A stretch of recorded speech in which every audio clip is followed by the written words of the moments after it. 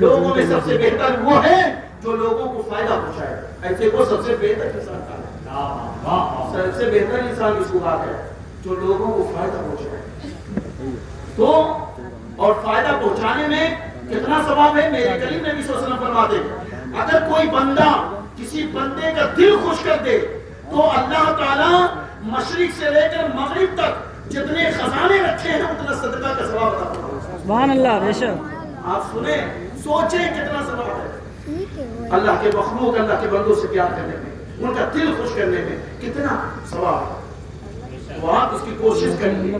یہ ہے پیغام رسالت، یہ ہے محبوب کائنات کی سیرت، یہ ہے میلاد مصطفیٰ منانے کا مقصد۔ صرف اسے ایک جذباتی تقریر نہ سمجھیے، اسے اپنے دل میں بٹھائیے اور سوچئے کہ ہم کہاں تک اس مشن میں اپنے نبی پاک صلی اللہ علیہ وسلم کے کامیاب ہیں۔ اللہ کے رسول صلی اللہ علیہ وسلم ساری جہان کے لیے رحمت بن کر کے جلوہ گر ہوئے۔ نبی رحمت صلی اللہ علیہ وسلم کی جلوہ گری سے پہلے عرب کا حال آپ نے سنا ہوگا، کتنا دردناک و بھیانک تھا۔ یتیموں کے ساتھ کتنا ظالمانہ رویہ اختیار کیا جاتا تھا۔ باپ مر جاتا تو اسے یتیم کی پراپرٹی کو ضبط کر لیا جاتا اور اسے غلام بنا لیا جاتا۔ لیکن میرے پیغمبر کی زندگی دیکھیے، ولادت کے بعد جب جنگ احد ہوئی اور لوگ شہید ہوئے تو صحابہ کرام یتیم کے بچوں کو ڈھونڈ ڈھونڈ کر اپنی پرورش میں لے رہے تھے۔ آخر اتنے اچانک مکہ والے صدیوں سے ایک ظالمانہ رویے کے تحت زندگی گزار رہے تھے، اچانک اتنی تبدیلی کیسے آئی کہ وہ یتیموں کو اپنی پرورش میں لے رہے ہیں؟ کیوں آئی؟ یہ میرے محبوب کی آمد کی برکت تھی۔ میرے آقا نے فرمایا اگر کوئی یتیم کے سر پر دستے شفقت پھیرے گا تو ہاتھ کے نیچے جتنے بال آئیں گے اللہ اس کے نام اعمال میں اتنی نیکیاں لکھ دے گا۔ سبحان اللہ، بے شک۔ یہ محبوب کائنات نے مشن پر جس پر عمل کیا، صرف یہ نہیں صرف کہا کہ یتیموں کے ساتھ ہمدردی کرو، یہ نہیں، کتنے لوگوں نے کیا، آپ نے پرورش فرمائی ہے۔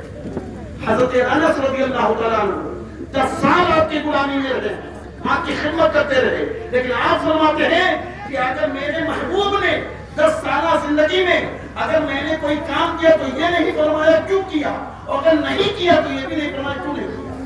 یہ نبی رحمت صلی اللہ علیہ وسلم کی زندگی۔ میرے آقا نبی رحمت صلی اللہ علیہ وسلم نے جہاں بیواؤں کے لیے ایک آواز بلند کی، عورتوں کے عزت و وقار کی عصمت اور بچانے کے لیے ایک پیغام، زمان جب لوگ اپنی بچیوں کو دفن کر دیتے تھے اور دفن کرنا فخر سمجھا جاتا تھا، بیٹیوں کا گلا دبا دینا اور دبانے کے بعد وہ فخر یہ کہتے تھے آج میں نے اپنی بیٹی کو زندہ دفن کیا، اس پر کوئی شرم بات نہیں تھی۔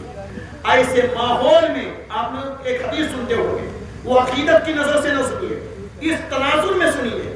جب لوگ بچیوں کو دفن کرتے تھے تب اس دور میں میرے آقا فرماتے ہیں فاطمہ میرے جگر کا ٹکڑا ہے۔ کیا فرما رہے ہیں؟ جب لوگ بچیوں کو دفن کر رہے تھے تب محبوب فرما رہے ہیں فاطمہ میرے جگر کا ٹکڑا ہے۔ کیا مطلب؟ اے لوگوں، بچیوں کو زندہ دفن کرنا بند کرو، یہ تمہارے دل میں بسنے والی ذات ہے، یہ بچیاں پیار کرنے کے لائق ہیں۔ یہ محبوب کائنات کی زندگی ہے۔ اور بچیوں کو جب ان کے وقار اور عظمت کو بچانے کی کوشش کی، پر علم اور ایک مشن پر کام کیا تو اللہ کے رسول صلی اللہ علیہ وسلم نے انہوں کو زمین سے اٹھا کر بلندیوں تک پہنچا دیا۔ اللہ کے رسول فرماتے ہیں من کان لہ ثلاث بنات و ابنتان او اختان وعد اللہ فیہن فلہ الجنہ۔ میرے آقا فرماتے ہیں جس کے پاس 3 بیٹیاں ہوں یا 2 بہنیں ہوں، یا 2 بیٹیاں ہوں اور 3 بہنیں ہوں، اور وہ اللہ سے ڈرتے ہوئے